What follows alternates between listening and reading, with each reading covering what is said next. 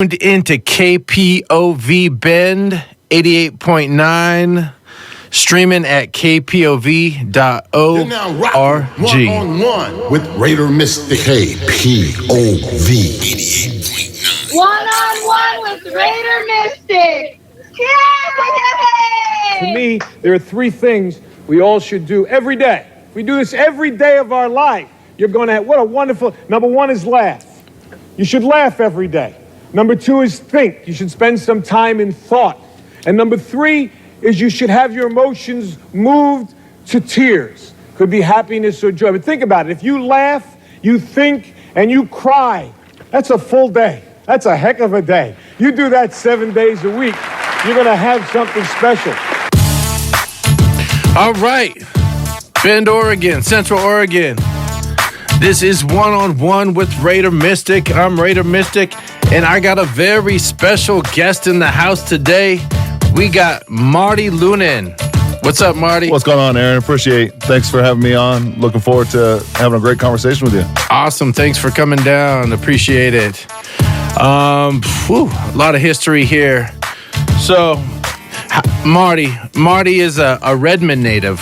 Yeah, grew up in Redmond. Went to Redmond High. So, more or less born and raised in Redmond, Oregon, Central Oregon, and went on to also be a Duck, University of Oregon, and also went on to play professional basketball.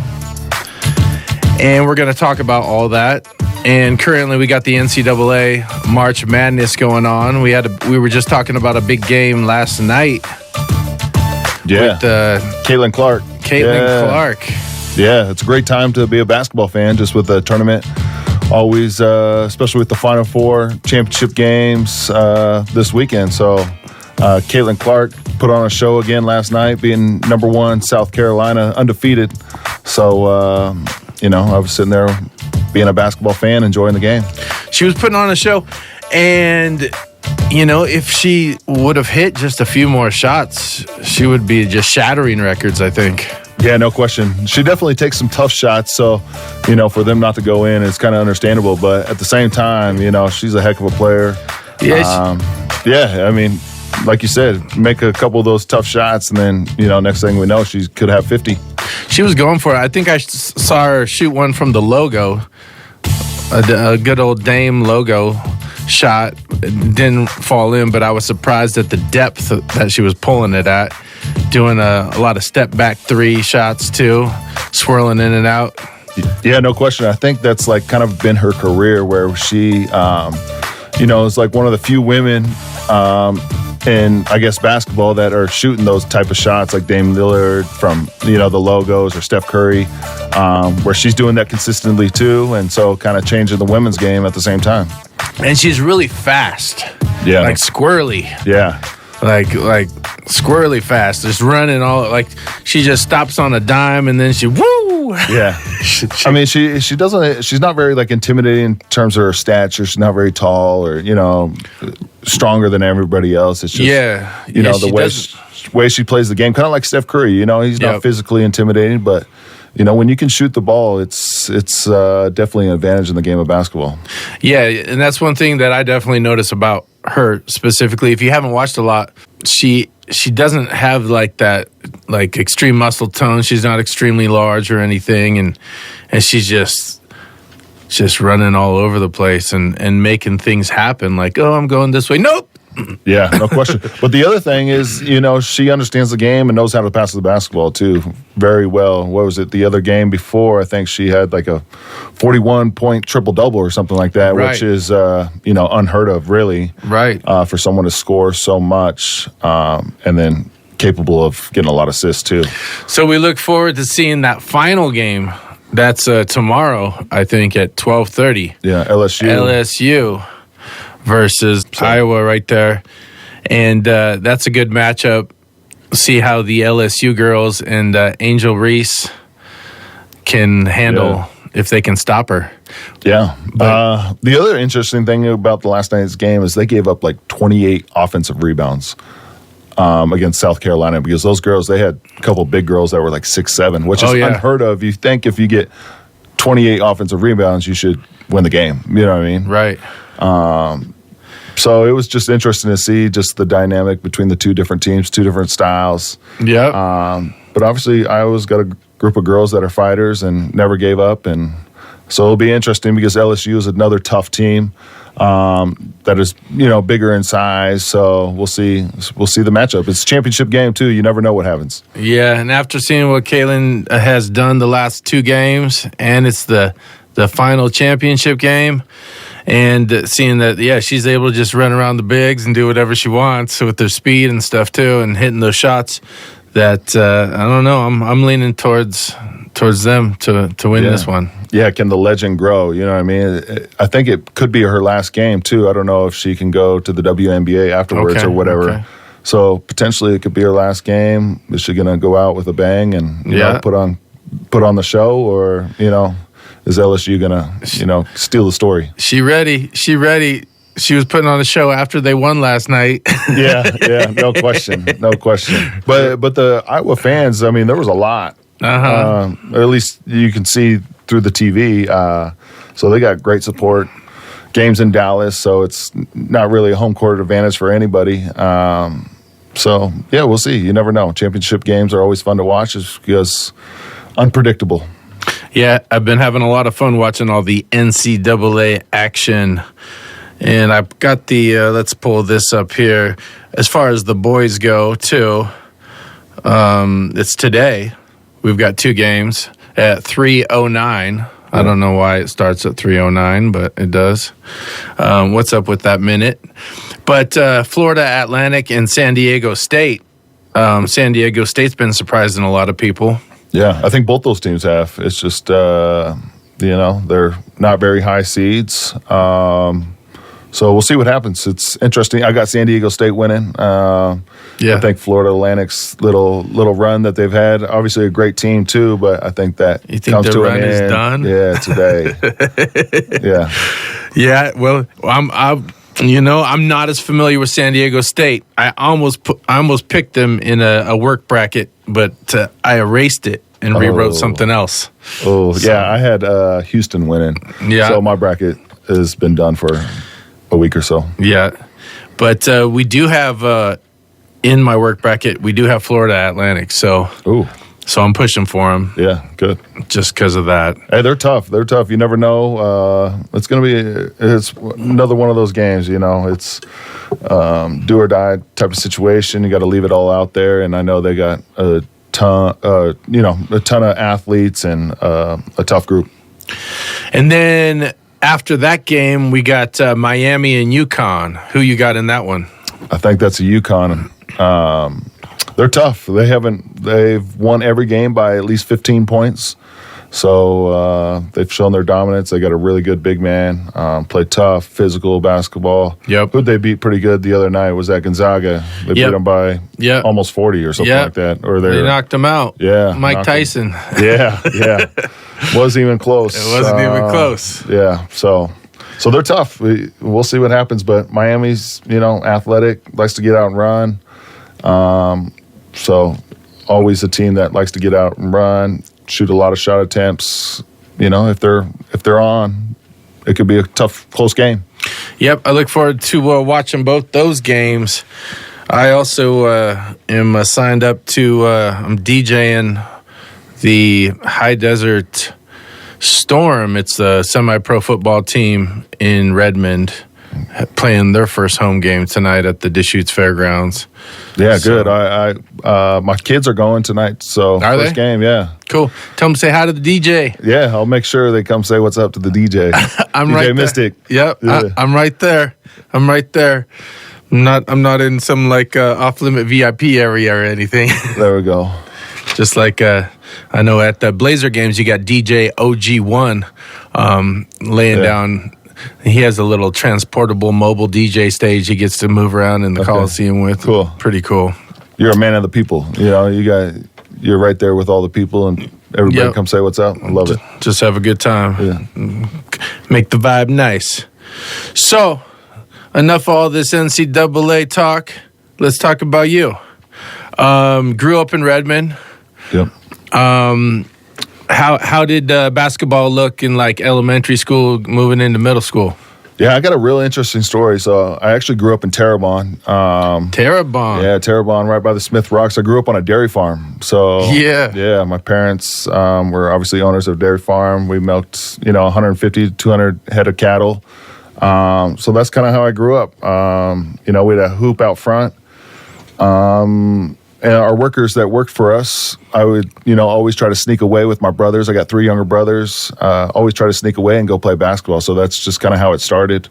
So it was fun. It teach me a lot of life lessons. And then obviously I'm taller than everybody, so I kind of had that advantage for me. Yep. In basketball, height is pretty important. So just grew up, playing elementary school back in the day. You had I think it was like 5th grade. So even in elementary, you could play hoops. So I was a Terrebonne Cougar playing elementary basketball. Terrebonne Cougar. That's kind of where it all started. Terrebonne had a team? Yeah, Terrebonne had a team. We had a tough team, too. We had a couple of the country kids out there that could play a little bit. Trying to remember, I just actually refereed in Redmond at an old elementary school downtown. And it was loud, but it was vintage. It had a John Tuck or something. It was John. Yeah, it was John Tuck. And it was for the middle school state girls championships. Okay. And it was all 4th and 5th grade teams. And just, they scream every time the hoop goes through the basket. Yeah, it gets rowdy. Fun stuff. I got a little girl. I got a 3-year-old little girl, so I'll be a part of that. Yeah. So you have kids. How many? Yeah, so I got married with 4 kids. My oldest is 14. He's an 8th grader. He's going to be obviously a freshman next year. Then I got a 12-year-old boy, 8-year-old boy, and then a 3-year-old little girl. So got a nice little gap between 14 and 3. But obviously can't be any more happier than I am. Yeah. And they get down with any sports? Yeah, I encourage all my kids to play all sports. Obviously, I push them maybe a little more towards basketball, but and it's something that they just grew up around a little bit more. But at the same time, I think being a multi-sport athlete is very important. Experiencing different sports, being around different people, I think is very important as a young kid. I always tell my kids and kids that I teach is at one point in life, you can no longer play sports. So if you decide not to play baseball when you're a 6th grader or whatever it may be, that's more or less the end of playing a sport, unless you play some slow pitch softball league when you get older. But at some point, you're physically not capable of playing a sport. So if you give up 6th, 8th grade, then it's over. Yeah. Yep. You got to take advantage of these moments. Yeah, I keep trying to give these opportunities and offers to any kids that want to try. I think one of the hardest things for kids is to try something new and different that they haven't been around or haven't had the opportunity to do with their families, or they're just not as sporty types.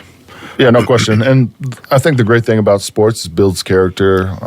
It's competition, builds competitiveness, and it's a team sport too. So a little bit of teamwork. All great things as you build your character and build yourself as a person for the future, I guess. So, and it's active, you know what I mean? So, you're working out and feeling good, hopefully. Helps burn off some of those donuts, kids. Yeah, no question. I need a little more of the active. Those donuts are catching up on me now. Yeah, watch out, because sometimes they're good. So we go from middle school. You said the Terrebonne Cougars? Yeah, that was in high school, or that was in elementary school. Then I went to Hugh Hartman Middle School. And then shortly, at the time, Redmond High School was the only high school in Redmond. Now we have 2 high schools with Redmond and Ridgeview. So I think we were one of the largest high schools in the state.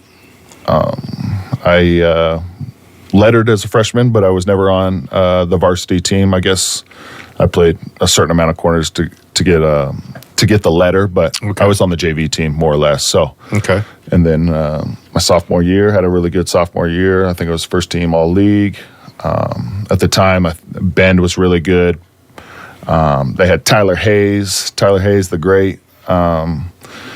So I don't think we finished first in the league that year. But then my junior year, we had a really good team, kind of the same team I grew up playing like middle school basketball with. It was like the Kobo type.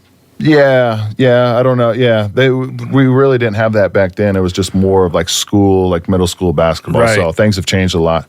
Yeah, I'm sure. But we won a state championship my junior year, so it was pretty sweet. Up in Portland at Memorial Coliseum, beat Hillsborough in the championship game. So looks like it was 50-47. You won by 3. Yeah, it was a close game. Well, they hit a 3 at the buzzer, so yeah, it was one of those things.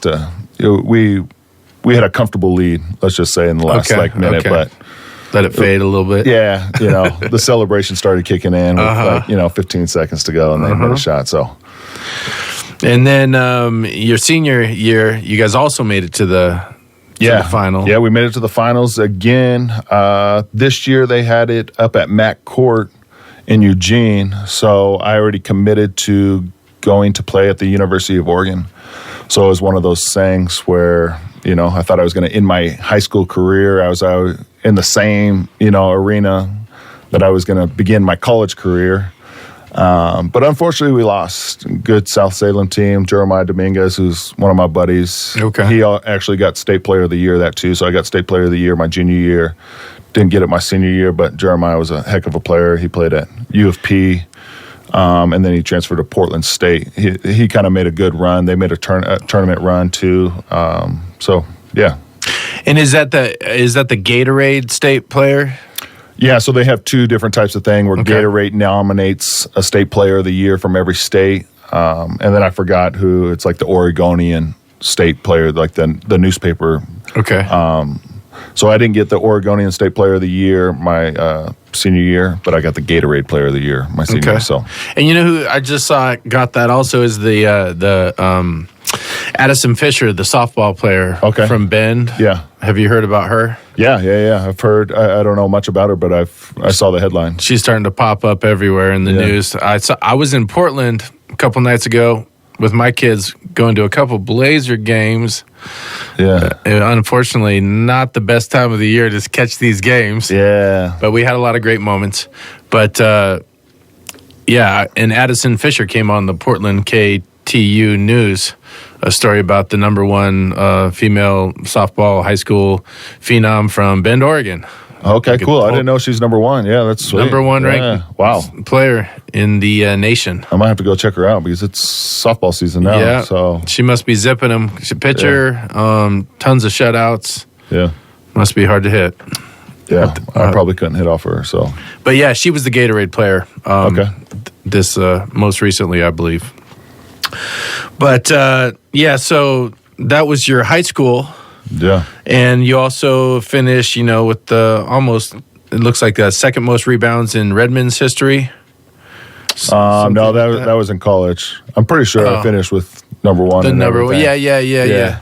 Maybe a lot of those have been broken since the time. I haven't kept track or followed or anything. Right.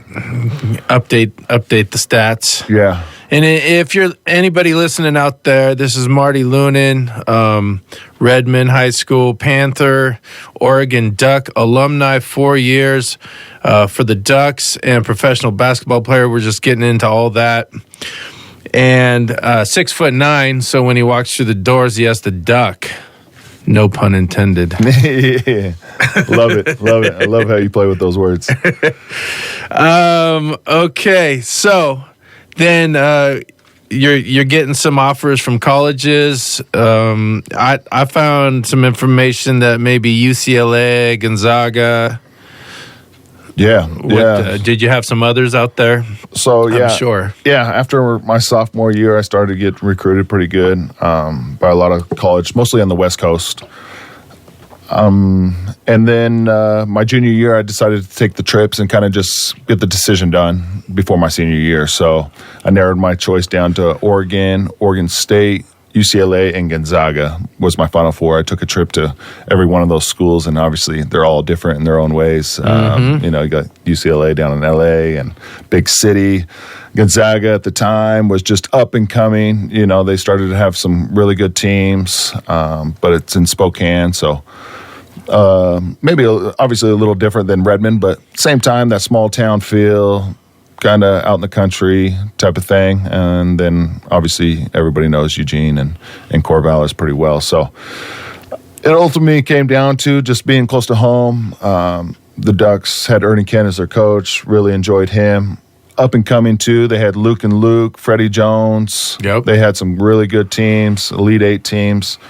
So they had some great momentum. And then obviously Phil Knight with Nike supporting the team too. So that was a big swing. Some extra cash falling there. Yeah, no cash in my pocket, but I had some pretty sweet gear. So yeah, the place is nice. Yeah, I got to hang out in the Coliseum there this summer. Yeah, at one of my referee camps. During the high schools have a summer league camp out there too. The same time they're got all these refs, NCAA refs training high school refs, all that kind of thing. And I was involved in that. And I kept running into Dana in the hallways underneath the floor there. Dana Altman, yeah. Yep. Yeah, he's done really well there. So everything has changed since I've been there, more or less. We didn't get to play in that nice Matthew Knight Arena. We were in Mac Court, which was it was so sweet back then, too. Just all the seats were more or less like vertically, on top of each other, where now you got these big arenas and it's just, a lot of people, but it feels like the people are so far from the court, where Mac, everybody was more or less on top of the court. Right there. Very sweet, unique atmosphere in college basketball. There's stories where the hoop would shake. It would get so loud in there that the hoop would start shaking. So, I remember those times where it would get so loud. It would just like almost hurt your ears. Like you can run up the court in transition, big moment of the game, and it's just so loud. If my ears are hurting at Tuck Elementary. You wouldn't be able to hang out in Mac Court. I'd be blowing my eardrums. Yeah. Speaking on that, so you become a Duck. Freshman year, tell me a little bit about it. Yeah, freshman year, being a Duck was obviously, it was a life change, new experience, new challenges. At that level, at high Division I level, it's everybody can play, so you got to earn your time. I was able to play 20 minutes a game my freshman year, had a good, solid start. We actually have a unique story because we started, I think, like 13-0 or something like that, top 10 team in the country. Our best player, Ian Crosswhite, ended up getting kicked off the team as we started the Pac-10 league at that time, because there's only 10 teams. Now there's 12, so it's called the Pac-12. Got kicked off the team, and we finished. I think we only won 3 games in that league. Okay. So we ended up. This is my classic story. Is obviously we didn't play very well. We had a bunch of freshmen, so it's me, Malik Harrison, Bryce Taylor, and Chamberlain Oguchi were all freshmen, and we all played like major minutes. And then we had Aaron Brooks, who was our best player. Yeah, ended up playing the NBA. Was our best player, but he was a sophomore. So we were really young, and this is the time where kids stay for 4 years, so every other team is full seniors or whatever. Right. Whatever excuses I'm giving, you know what I mean? It's, At the end of the day, all excuses. It's a real thing. But yeah, it's a real thing. But we didn't do very well in the Pac-10 league play. Didn't make the NCAA tournaments. There's still a chance you can make the NIT. It's the next level down in terms of tournament. I think they're just had their final game yesterday or something like that. Right. So we were having practice thinking that we were going to make the NIT. Unfortunately, coach stops practice halfway through and says, guys, come in. We didn't make it, so season's over. Like, let's do better next year. We walk down. On our seats, there's 2 boxes of brand new LeBron 2s. So LeBron was, second year, with the custom Oregon O just for the players. So they thought we were going to make like a tournament run, so they started doing all this planning and stuff. So I got some really... Still got the shoes. Yeah, still got the shoes, wore them like a handful of times. Yeah. And I could resell those things for a couple $1,000 if I wanted to, but I'm going to hang on to them. But it's just one of those stories where we, all are kind of... The season's over, all kind of down, but then we walk down 2 brand new pairs of shoes, and it was just like, oh, man. Welcome to Oregon. Love the new shoes. Thanks, Phil. Yeah. So that was your freshman year. Yeah, that was my freshman year. Freshman year, yeah, it was tough. Learning experience. 2004, 2005. Yep. And then you go into your sophomore year. It kind of looks like, as far as stat lines go, like, 3-point shots have doubled. Yeah. Everything's kind of doubling up. Yeah. A little more time. Yeah, I've gotten a little bit bigger and stronger. Going into my second year, a little more confident too. It was a lot of that, just playing at the higher levels, just being confident in your game. Obviously, everybody can play, but a little more confident. Same more or less team, just we're all young, and now we're all sophomores, with our best player being a junior. So still had some growing pains. Really couldn't. We won some games, but at the same time, just not enough. Didn't make a tournament run. Just another disappointing year, I guess. Yeah. So, but you were a Duck, and you were playing ball. Yeah, no question. Eugene's an awesome place, and then that's when things start to change a little bit. Junior year. Yeah, junior year was a good year. So now we're all juniors. Best player, Aaron Brooks, is a senior. And then we have Tawan Porter, who is a freshman. I don't know if everybody remembers Tawan, but he was like 5'8", maybe. Okay. But he could really shoot the ball. So, and then we kind of adapted this. And if you talk to Ernie Kent, like he'll claim that we started with a small ball. So I started as a 5. We had Malik Harrison, who's 6'6", started at the 4. Bryce Taylor, 6'4". Then Aaron Brooks, who's 6 foot. And then Tawan Porter. So we started really small, just getting up and down the court, running top pick and roll. Just trying to, kind of more or less run and gun, outrun and gun teams, which was really successful. We shot a lot of threes, we were really tough to guard. So, had a really good year. We didn't win the Pac-10 that year, but we won the Pac-10 tournament. Okay. So, which was, pretty cool. So that's a tournament held at the end of the season, down in LA. So it was sweet. And then as far as the March Madness tournament, you guys won 3 in that. Yeah. I got the round of 64. You beat Miami. Yep. Round of 32, Winthrop. Yep. Sweet 16, UNLV. Yep. Got to the Elite 8 and played the number 1 Florida. Yeah, that was the year they went back-to-back. So they won the year before. They had, I don't know, like 4 or 5 NBA players: Joakim Noah, Al Horford, Corey Brewer, Torian Green. Yeah, they had quite the team. So yeah. Played them in St. It was a close game too. It looks like close game. Yeah, we played them tougher than I think anybody else did in the tournament.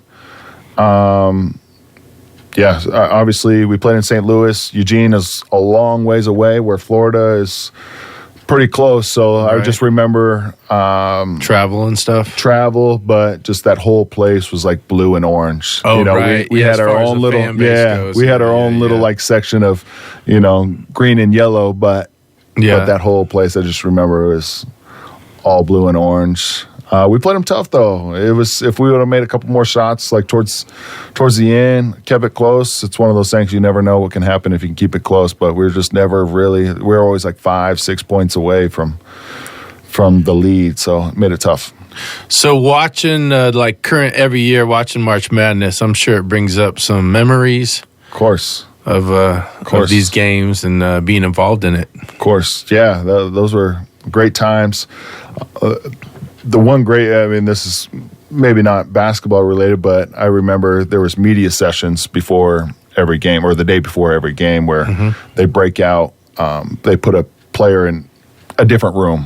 So and these were like curtain rooms, so you can see what's going on in other places.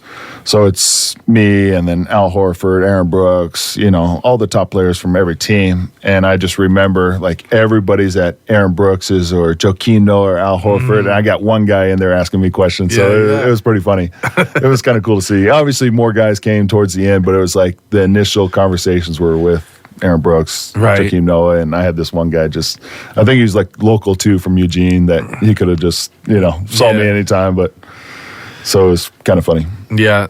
It's the way that it works out there sometimes. Yeah, no, but great experience. Now that I'm sitting on the couch watching these games, it definitely brings back great memories. And I remember when that Sweet 16 game and just how excited we were. And, it's great moments. It's tougher than you think just because at the end of the day, you only have to win 6 games, but to win 6 games in a row to win a national championship is pretty tough just because every game is national televised. You got media, you got all your family, friends, obviously supporting you, but at the same time, it's just that extra pressure to perform. So some people can really shine in that moment, and some people can really not shine in that moment. Yeah, you take just as far as just on a very small local level when the team gets to the championship game or something, and all of a sudden the best 3-point shooter is not making anything and is airballing free throws. Yeah,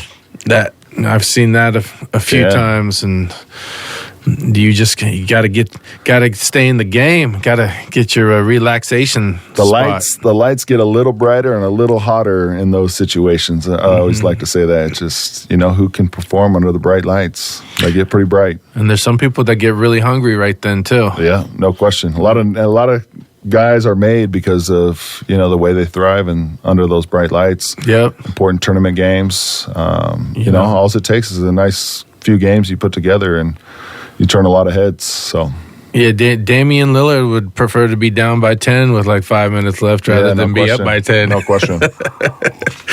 He's got to fight for it. So then we go to the senior year. Yep. At Oregon. It looks like you guys made the tournament. Yep.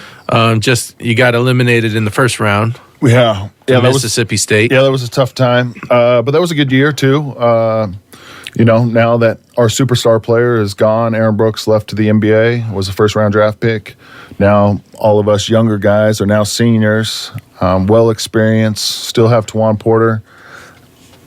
And, I think we had a very solid season, nothing spectacular.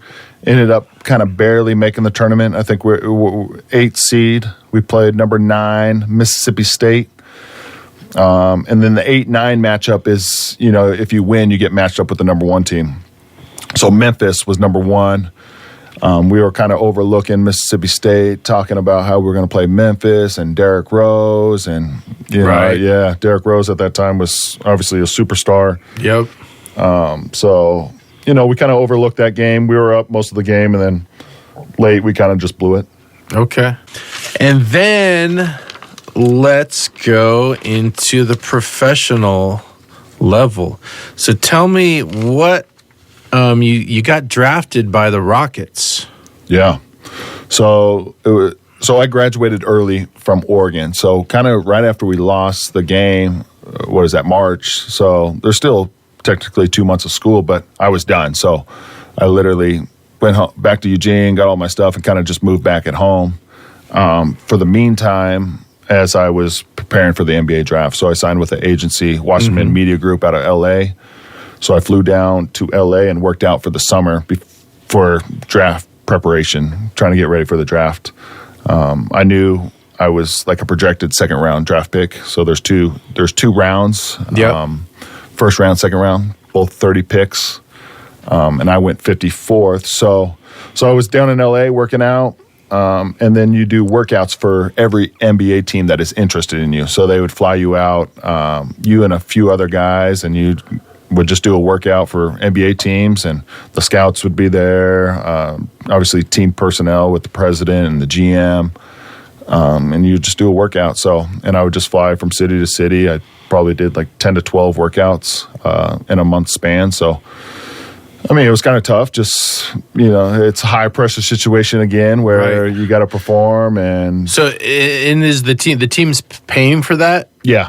So to bring you to the city. Yep. To do that workout. Yep. So and they normally fly you against guys that you're alike. You know what I mean? That you're compared to potentially, are they going to take, at that time, there was a kid from Cal, Ryan Anderson, who was just like me, 6'9", could shoot it.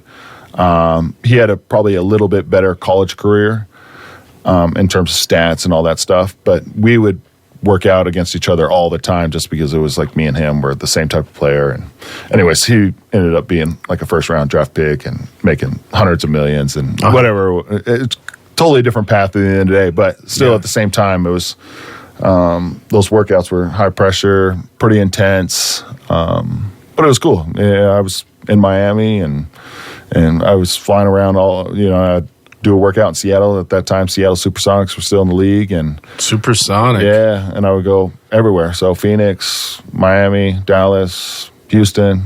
So it was quite the process, and then that led up to draft night. So I decided, I know a lot of those guys, but they're more or less first-round draft picks, go to New York and walk across the stage when their name's called. Obviously, I knew I wasn't that caliber player. So I just stayed at home. So we just watched it on TV, just me and my family, me and my parents, and my brothers, and just sat there and watched it on TV. My girlfriend at the time, who is now my wife, was there too. So cool. Yeah, it was great times. Yeah, it was cool, and my name was called. It was funny because they cut to commercial when it was the 54th pick in the second round. So I got a call from my agent saying, "Hey, they just took you," but we had no idea because it was commercial break for the. Okay. So it was pretty funny. And then I talked to the GM and the president of the team called me shortly after, and that next morning I caught a flight to Houston for the media session. So you got drafted by the Rockets. Yep. But then you played pro ball. Yeah. 13 overseas. years, yeah. So second-round draft picks are non-guaranteed contracts. Okay. So they offer you a contract, but you still have to make the team. Where first round, since you got drafted, sign the contract, guaranteed money. Second round is not like that. Still to today. Okay. So I played in summer league. Yeah. After you get drafted, summer league's like 5 days after the draft. Vegas summer league. So you go down. I went down to Houston, practice for a little bit.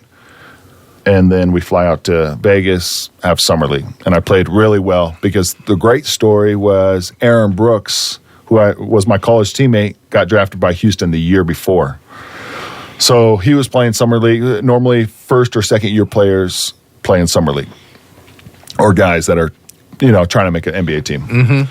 So me and Aaron obviously had that relationship. He was a first-round draft pick, already has guaranteed money. He knows my situation, so he really played, we call it buddy ball, where you only pass it to your buddy, So every time I was open or every situation, Aaron was passing me the ball. He was giving me the ball. Yeah. Giving you the rock. Yeah, because he's already on the team. He can care less if he plays well. Obviously, he was still playing well at the same time, but he was playing buddy ball with me and just would always throw me the ball and get mad when I didn't shoot the ball. And so I played really well. I averaged like 15 points, top 10 scorer in summer league. Did really well. So awesome. Yeah. And then they, at that point, they didn't choose to sign you? So at that point, it was funny, kind of a unique situation. My girlfriend at the time was pregnant with our first son. Okay. So I'm in Houston. She had like my wife had high blood pressure. So this is after summer league and everything. I'm still working out in Houston. Still haven't got the contract. Living at Aaron Brooks's house. Okay. Which was pretty sweet. He had a really nice house. But buddy ball. Yeah, super buddy. Super buddy. So, and I remember this, my wife went in for a check-in. She was like 8 months along. Had high blood pressure, so they had to induce her. It was like medically induced pregnancy or to give birth. Okay. And so she gives me a call, and she's like, "Hey, I'm going into labor," type of thing. I'm in Houston, so I'm like, it's 4:00 in the afternoon in Houston, so I'm like scrambling. Call the president of the team. Was like, I need a flight home. So, anyways, long story short, flying to Portland. My dad picks me up because there's no flight from Portland to Redmond at midnight or whatever it was. I landed, just missed the birth, but I was there shortly after. Okay. president of the team calls me the next day and says congrats, and then was kind of like, hey, we think it's better you go overseas. So it's, kind of congrats, but at the same time, let me break your heart real quick. Okay. We think it's better you go overseas for your first year and come back, and maybe there will be a spot on the team. Is that a connection with the Rockets, the overseas thing? No. So it's something completely different. Okay. Yeah. So it's something completely different. And a lot of guys do that where they go overseas, but Houston always maintained my draft rights since they drafted me. So if I go overseas and then I decide to come back into the NBA, I can only go to Houston. Okay. I can't go to any other team at that moment. And that's one crazy thing reading the history on you. Yeah. Is that you are still alive in the draft rights, being traded. Yeah. Up until I see 2019, and it's just something I'm not familiar with or how that even works. But they're still wagering you out there, back and forth. It was funny. So I played 13 years, and I think I got traded like 3 or 4 times in my European career, which really meant nothing to me. But they would always throw my name into a trade. Do they call you and let you know? No. That you just see it on the news? One of the classic ones that I will remember, I was in Avellino, Italy, so down south, just outside of Naples. I wake up every morning before I go to practice, just get on my laptop, check ESPN, check, the scores and all that stuff. And the headline is Houston trades for Josh Smith. And I'm like, shoot, I played for Houston, and I think Josh Smith was at the Clippers. So I clicked to see who they traded for, and it was traded for Maarty Leunen and cash considerations. So I literally got traded for Josh Smith, who was a great NBA player. Yeah. And it was for me, some cash for Josh Smith. So so it was pretty funny because I go to practice that morning and I was like, guys, I don't know if you saw the news, but I just got traded to the Clippers. They want me to come, so I'm out. It was nice knowing you guys. If you guys ever want tickets, so everybody thought I was so serious. But obviously, I broke the truth to them. It was like, no, it means nothing. Type of thing. Yeah, I found that really interesting. That they're still, you got weight there. For sure. Yeah. So I'm still. Funny enough, like 4 trades later, I got traded back to Houston for whatever reason. So my draft rights, if I were to ever try to go back into the NBA now, which would be impossible, would be I could only play for Houston. Well, you never know until you try. Those days I can't even make it up and down a court a few times without being gassed. So well, let's talk about your professional career in Europe. Okay. Yeah. So here I got the teams here. Yeah. You want to? I guess I can just go down the list. Yeah. So. Funny enough, so I have an agent that tries to find me a team that's I can play for in Europe. So European teams start in August building their teams because the season starts, just shortly after that. Where the NBA teams, like I got told, this was like the end of August, beginning of September, that I was told that I need to go overseas. So all the teams are more or less finalized. So we found a team, actually a really good team. Darüşşafaka, that's the name of the team, in Istanbul, Turkey. So I go from Redmond, Oregon to Eugene to play college, and then I go to Istanbul, Turkey, like 3rd or 4th largest city in the world. And I go over there by myself, get off that plane, know no one. Oh, yeah. Don't know who's going to pick me up, don't know anything. And so when you sign with these teams, you have an American agent, and then you have a local, like Turkish agent in this situation. So he's supposed to be picking me up. I have no idea what he looks like, who he is. So kind of just get off that plane. Have no idea where I'm at, halfway around the world in Istanbul, Turkey. But had a really good year. One of my favorite cities in the world. Obviously, there was some culture shock. Just, it's a Muslim country. They do the prayers, multiple times a day. It's more Ramadan. Yeah, which was sweet. You know what I mean? I love learning about culture, different religions, history, all that type of thing. So it was, you got teammates. You probably had teammates practice in Ramadan. Oh yeah, like Nurkic. You won't eat, and then you still got a ball. Yeah. So, which was cool to see. And so half the team was more or less Turkish, young Turkish. I played on a younger Turkish team, still pretty high level, but like we were projected to get last place in the league, and we finished 8th and made the playoffs. So, which was amazing story. I had a great year. It was awesome. Love Istanbul. Highly recommended. But at the same time, it's more of a less like it's like that borderline third world. You know, Istanbul is very modernized and beautiful city. But if you go outside of Istanbul, it's a little different. Yep, I get it. Yeah, so it was cool. And so after that year, I signed a 1-year contract, and then didn't know where I was going to go that following year. So I came back. Worked out for Houston again, played in Summer League, played well again. It was that same type of situation. And I guess the little backstory about Houston is they had Luis Scola under contract and Carl Landry, who are both in my position, that were making, $10+ million a year. So they're really committed to these guys. So if they were to sign me, then it's like you're just going to sit at the end of the bench, kind of going to waste a roster spot with you, just unless we do something with one of these guys, which was understandable. Yeah. So I played in Summer League, played again. Played really well. Ended up signing with an Italian team in Cantu, Italy, just north of Milan, near Lake Como. Beautiful. Kind of same thing that we have here in Central Oregon, where they got a lot of like lakes and it's green. Coffee shops. Yeah.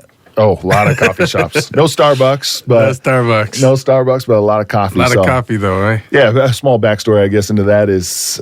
Italy, Italians are big into their coffee. Best coffee in the world, they'll tell you. But I'm not a coffee drinker. Never. Yeah. So it's one of those things that I guess I never got into. So anyways, I played in Cantu, just north of Milan. Great time. Had a great year. We finished like 3rd in the league. I played really well. Again, I signed a 1-year deal. I ended up re-signing during the middle of the season. So I played a total of 5 years, which is unheard of for an American to really stay that long with a European team. And what's the American ratio in that league? So the rules change all the time, but at that time you could have three Americans and then 4 foreigners. So you can have 4 players outside of Italy. So, a couple Serbians, a couple Spanish players. Yeah. And then the rest of the team was Italian. So at that time, you can only have 3 Americans. Now I think you can have 6 of anything. So you can have 6 Americans or you can have 6 foreigners. Okay. So yeah, things have changed a little bit. So I ended up playing 5 years in a row with Cantu. And in their Hall of Fame, I got like a little walk of star in one of the sidewalks in the city. Oh, sweet. Yeah. So is that the one I saw a picture of you with the cardboard cutout? Yeah. That's me. Yeah. That's 2 of me, I guess, with the cardboard cutout. Yeah. So it was, great experience. Love Italy. I spent 11 years there total. You get sponsors? So that's how all the teams are funded there. Mm-hmm. It's not like the NBA where you have a really rich team owner and then they do enough sales and merchandise, TV, tickets. Italy doesn't work that way. Or in Europe, it doesn't work that way. You get multiple team sponsors. So I don't know if you've seen those Italian or the professionals where you have a bunch of sponsors. Yeah, you got a bunch of sponsors on those jerseys. So that's how most of those teams are funded, because they don't make enough in merchandise or TV rights to fund. Because a lot of these teams their rosters make up multi-million dollars in salary. It's still, you're making some decent money over there. Yeah. It's not NBA money, but at the same time, a lot of those players are borderline NBA guys and are making multi-million dollars in Europe. Yeah. CJ McCollum's brother. Yeah. He's had a He's really over there, good, Yeah. And he's dropping lots. Yeah, really lots good of big numbers. Yeah, he's played in China. He's played all over, but he's played very high level. Did you play against him? I can't remember if I played against him. Eric McCollum? Yeah, Eric. Yeah, great player, though. Really good. I've watched a lot of his games, at least. So. I live vicariously through CJ, so I see some of CJ's always sharing, retweeting his stuff, too. Yeah. So more or less, I played 11 years straight in Italy, 5 being, I guess 6, because my last year of my career, I went back to the Cantu team where I kind of started. It was like full circle. Okay. That's where my career really took off, and then I kind of finished in Cantu. 6 years there, 2 years in Bologna, and then 3 years down south in Naples. So I know like Italy from north to south pretty well. Did you learn any of the languages? I learned a little bit, not enough. It's sad to say because, I spent 11 years there. I should speak fluently, but it's one of those things I never had to. The coach spoke English. Okay. My teammates spoke English. More or less, you go to any restaurant, someone speaks English. Or there's a lot of English over there. Yeah, there's a lot of English. So it was one of those things, and I guess, wasn't motivated, or had no reasons to motivate myself other than it would have been pretty cool to speak Italian. Yeah, it's different when you're stuck in a place that, and not stuck, but you're in a spot that they don't speak your language, and you have to learn. You have to learn. You have to learn. Where I didn't there's no other way. Yeah. That, like what I was mentioning when I was in Northwest Africa in Senegal, they didn't speak that much English. Yeah. And they spoke French, but I didn't speak French. Yeah, exactly. So and then 1 year in between those 11 years in Italy, I played in Germany, southern part of Germany, in Ulm, great city. Germany is a great country, very well organized, clean, well ran. So it was awesome experience. Great fan base there too. I got very lucky. Just more or less every team that I played for had great fans, great cities. Because sometimes you hear some of those horror stories where, you could be in a, Eastern European country where in a small city, don't get paid. It's just tough living situations. But more or less, I was always well taken care of and had a good time. Awesome. I'm sure there's a lot of big experiences that come out of that whole 12, 13 years. Yeah, 13 years, yeah. I think some guys have written books just about their experience about it being an American basketball player over in Europe, and just, it's different culture, even the way that fans come to the games, they chant, they scream, they cheer. Right. Where you go to an NBA game and more or less everybody's always sitting down, maybe they clap or maybe we go hit a couple threes, and then the place gets going. But more or less it's just for the entertainment, where there it's a part of them, like, that's their city, that's their team. Yeah, I was just going over a video of comparing the leagues, the NBA with the European leagues, and just showing it's like a college crowd that's all hype or something. Yeah, at its peak, everybody. But it's like everybody. Yeah, it's everybody's jumping up and down. And 70 years old, and that's the way they grew up, was just being passionate about their team. And that's my only comparison. I know it's nothing like that, but is going to Trailblazer games growing up, and everyone always talking about, this is one of the livest spots to watch a basketball game. Rip City.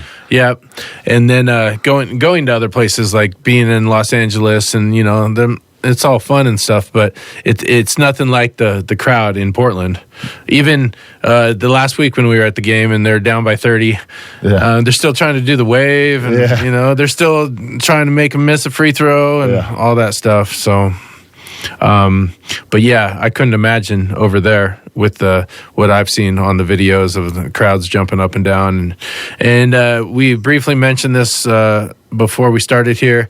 I asked about Sergio Rodriguez and Rudy Fernandez, former Trailblazers that play over there, and you've played with or against. I played against Sergio and against Rudy, and me and Sergio have been able to connect because he played in Milan when I was in Cantu, so it was, we played it against each other a lot.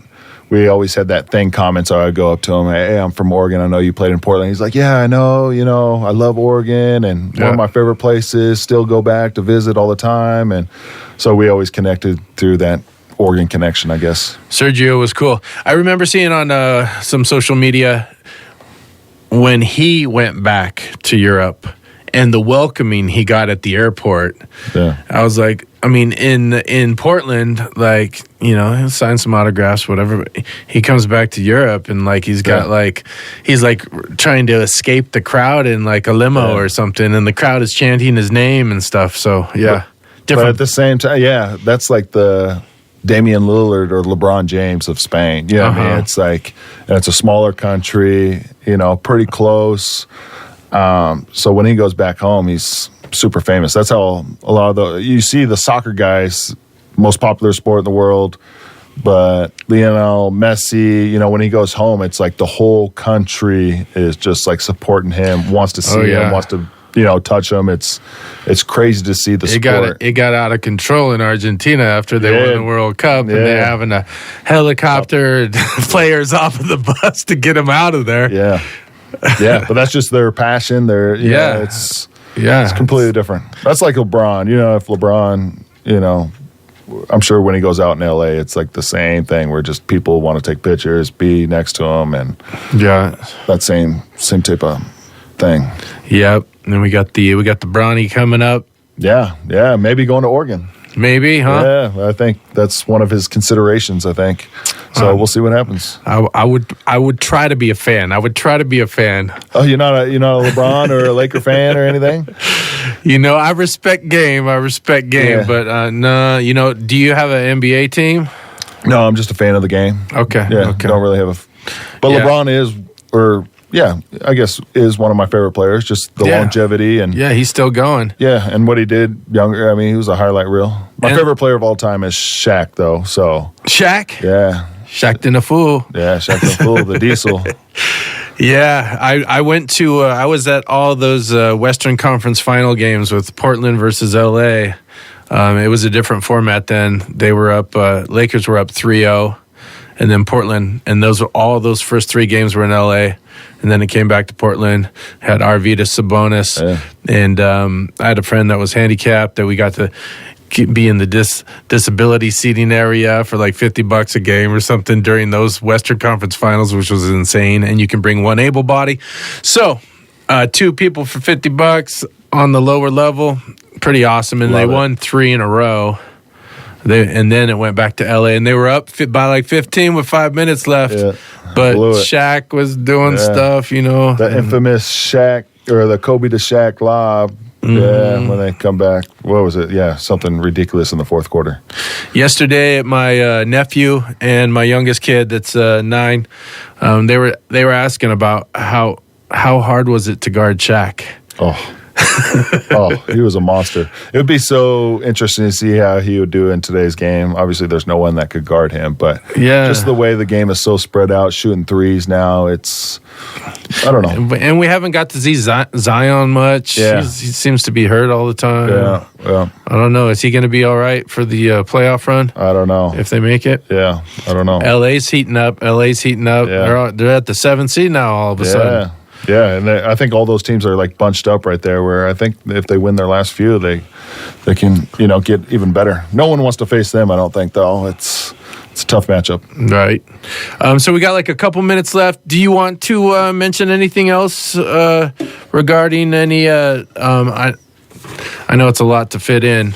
Yeah. No. The championship stuff that you did? No, so I guess I was kind of explaining, I'll make it short, but it was, so in Europe, it's all professional leagues, so they don't have like high school or college. It's just all professional, so they have 4 divisions, first, second, third, fourth. I played 1 year in the second division, which is like high-level college, so I guess similar. And every year, say you're in the first division and you finish last, the bottom 2 teams go down to the second division, and the top 2 teams from the second division come up to the first. So tries to keep teams honest. I played 1 year for the best team in the second division. We won the championship in Bologna. Huge celebration, like the city shut down, all the people. We did a little march after the game. Cool. And this is another thing is like they'd bring beer, and they just brought so much beer in the locker room. Everybody's drinking, so we're all, and that's their culture, is just to drink. And so it was so much fun just walking through the city. Everybody's got flares, flags, it's just quite the party. Yeah, that's awesome. Yeah. And there's a lot more. This could really get involved for another hour. I wish we had. But I really appreciate you coming out and joining me here. Yeah, anytime. Anytime. We love talking sports. We'll have to get you in again to explore further down this. Let's do it. Maarty Leunen, Redmond High School, Panther alumni, Oregon Duck alumni, professional basketball career, and current coach. That's a whole nother detail I wanted to get into, but we only got 20 seconds, so we'll save that for the next time. There we go. Do you still have a basketball camp going on? Yeah, still have a basketball camp, put on When a golf is it? tournament. We don't know the exact dates, but sometime in June. So youth basketball camp, year 14. Look for it. This is One-on-One with Raider Mystic, Maarty Leunen. Thank you. Appreciate it. Thanks.